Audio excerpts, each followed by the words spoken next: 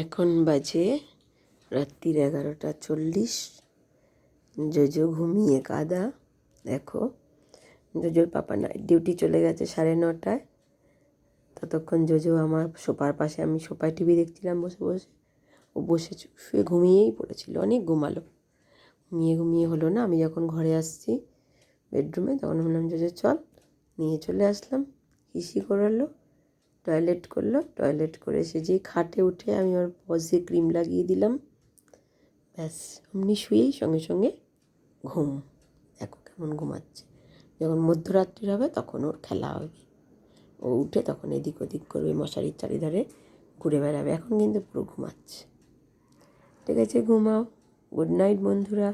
আমার কথা শুনে এবার দেখো চোখ তুলে তাকাচ্ছে। দেখো, না ঘুমাও বাবা, ঘুমাও।